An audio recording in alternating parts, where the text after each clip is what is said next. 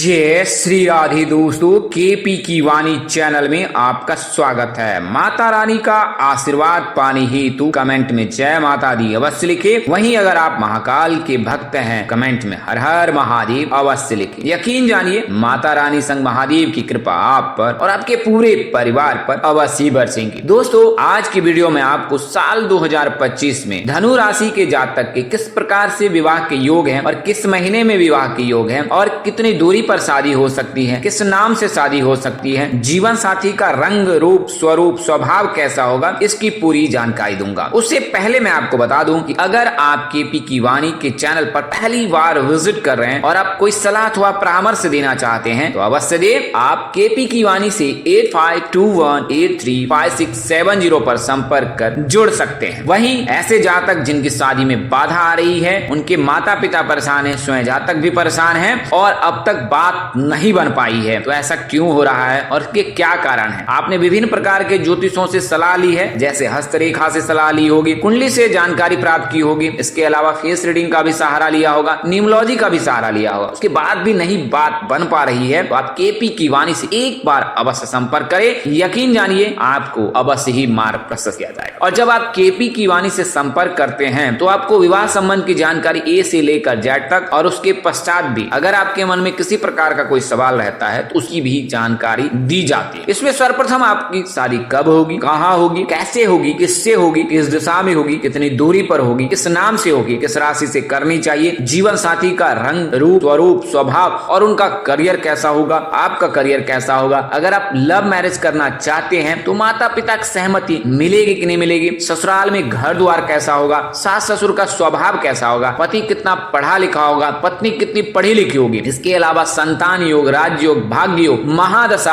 अंतरदशा, चरित्र, स्वभाव, अनुकूलता, सेहत, कैरियर और कारोबार, सभी प्रकार की जानकारी आपको दी जाएगी और इसके लिए मामूली शुल्क ही ली जाती है। अन्य स्थानों से केवल और केवल न्यूनतम शुल्क ही लिया जाता है। जैसे आप मेहनताना समझ सकते हैं, हमारी पूरी टीम इस पर कार्यरत रहती है, तो इसके लिए मेहनताना शुल्क लिया जाता है। आप एक बार अवश्य संपर्क करें। वहीं अगर आप अपने बच्चे की जन्म कुंडली बनवाना चाहते हैं, कुंडली मिलान कराना चाहते हैं, दूसरे विवाह हेतु जानकारी प्राप्त करना चाहते हैं, दोष निवारण कराना चाहते हैं, तो भी आप संपर्क करें। आपका स्वागत है। तो दोस्तों, आज मैं आपको धनु राशि के जातकों की जानकारी दूंगा। तो सर्वप्रथम पहले धनु राशि के जातकों की प्राथमिक जानकारी ज्ञात कर लेते हैं। तो धनु राशि के जो भी जातक हैं, उनके राशि स्वामी जो होते हैं वो देवगुरु बृहस्पति हैं, देवताओं के गुरु हैं। इसके चलते ऐसे जातक धार्मिक प्रवृत्ति के होते हैं, धर्म कर्म में इनकी रुचि अधिक होती है, सत्य की मार्ग पर चलने वाले होते हैं, सत्य कार्य करने वाले होते हैं धनु राशि के जातक। वहीं इनके जो आराध्य हैं वो भगवान विष्णु है। तो भगवान विष्णु की कृपा से इनको सभी प्रकार के शुभ कार्यों में सफलता मिलती है और जहाँ सत्य है वहीं नारायण है और जहाँ नारायण है वहीं सत्य है। इसके लिए धनु राशि के जातक हमेशा आशान्वित रहते हैं, यानी उनमें यह विश्वास रहता है कि उन पर प्रभु की कृपा बरस रही है और प्रभु की कृपा से ही उनके सभी बिगड़े काम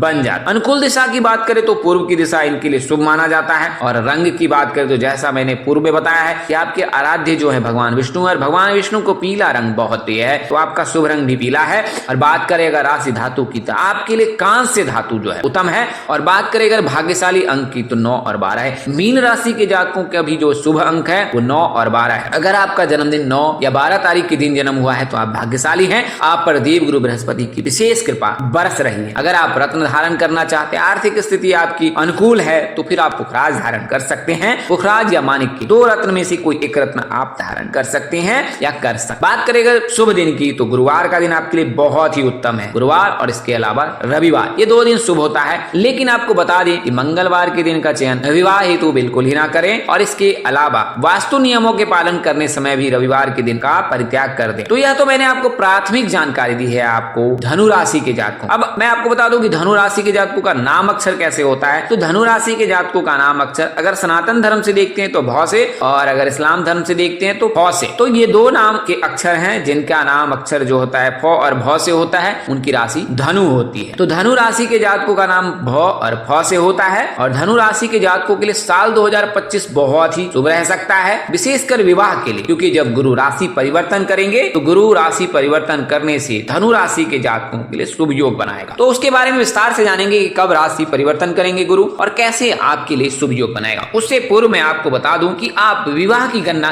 कैसे कर सकते हैं। तो कुंडली अगर आपकी बनी हुई है तो आप विवाह भाव को देख सकते हैं। विवाह भाव यानी सप्तम भाव, और सप्तम भाव में अगर शुभ ग्रह है तो शीघ्र शादी के योग बनते हैं, और अगर सप्तम भाव में जो है अशुभ ग्रह है तो आपकी शादी में देर हो सकती है। अशुभ ग्रह किसे कहा जा सकता है तो इसके बारे में आपको जानकारी दे देता हूं, अगर आपको ज्ञात नहीं है तो मंगल, राहु, केतु, शनि ये विवाह हेतु अशुभ ग्रह की श्रेणी में आते हैं। हालांकि मंगल कैरियर के लिए बहुत शुभ होते हैं, कारोबार के लिए शुभ होते हैं। इसके अलावा शुभ ग्रह की बात करें तो बुध, गुरु, चंद्र, रवि, शुक्र ये सभी शुभ ग्रह हैं। कई ज्योतिष सूर्य को नकारात्मक दृष्टि से देखते हैं और उसे अशुभ ग्रह की दृष्टि में श्रेणी में रखते हैं या अशुभ ग्रह की दृष्टि से देखते हैं। लेकिन मैं आपको बता दूं कि सूर्य ऊर्जा के कारक हैं, पिता के कारक हैं, आत्मा के कारक। तो सूर्य जो है आत्मबल प्रदान करते हैं, मार्ग प्रशस्त करते हैं, करियर को नया आयाम देते हैं, कारोबार करना चाहते हैं तो सूर्य का मजबूत रहना बहुत ही अनिवार्य। तो सूर्य को मैं स्वतः शुभ ग्रह की ही श्रेणी में रखता हूं। तो सूर्य, बुध, रवि यानी सूर्य, चंद्रमा, शुक्र ये सभी ग्रह शुभ ग्रह हैं और इनके रहने पर शीघ्र शादी के योग बन जाते हैं। शनि, केतु के रहने पर 30 वर्ष, सूर्य, शुक्र और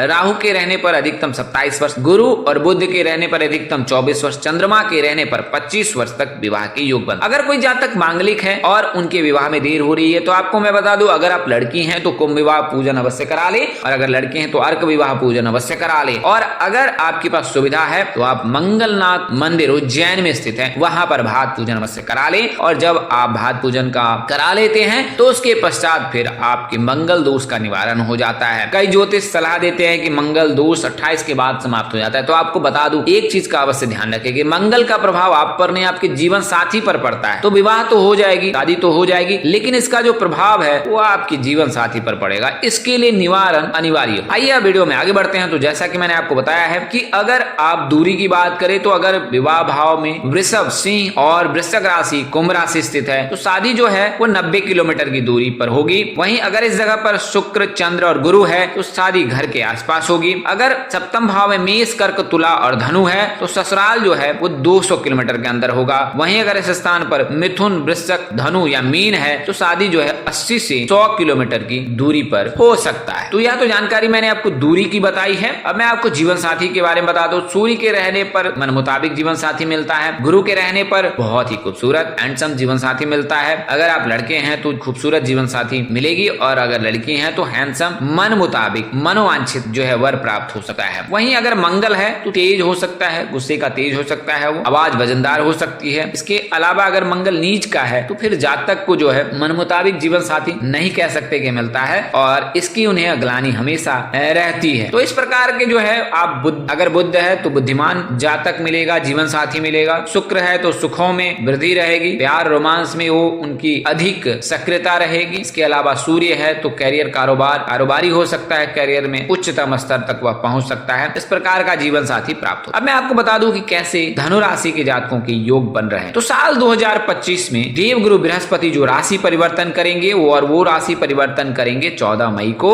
देर रात 10:36 और मिथुन राशि में जब गोचर करेंगे गुरु तो 18 अक्टूबर तक जो है ये। इसके चलते मिथुन राशि में गुरु के गोचर होने के चलते धनु राशि के जातकों की जो है विवाह के योग बनेंगे साल 2025 में। तो अगर आप धनु राशि के जातक है तो साल 2025 में मई महीने के बाद जो है आपके लिए विवाह के योग बनेंगे, क्योंकि आपके जीवन साथी भाव को जो है गुरु देखेंगे, और जब जीवन साथी भाव को गुरु देखेंगे तो आपके विवाह के योग अवश्य ही बनेंगे। तो यह तो जानकारी मैंने आपको दी है धनु राशि के जातकों की। आपको बता दें कि अगर आप धनु राशि के जातक हैं तो आपका नाम अक्षर भ, ध, फ से हो सकता है, और विवाह के योग जो है 21 वर्ष के बाद बनते हैं। और बात करें अगर नाम अक्षर की तो H नाम के जातक, P नाम के जातक और R नाम के जातक के साथ विवाह के योग रहते हैं धनु राशि के जातकों की। अगर बात करें विवाह की तो मकर राशि, मीन राशि, कन्या राशि, मेष राशि के साथ विवाह करना श्रेष्ठकर होता है अगर आप धनु राशि के जातक हैं। अगर बात करें महीने की तो साल 2025 में जो है आपके विवाह के जो योग हैं वो फरवरी महीने में है, मार्च महीने में है, अप्रैल महीने में है, जून महीने में और नवंबर महीने में भी है। इसके अलावा दिसंबर के महीने में भी आपके विवाह के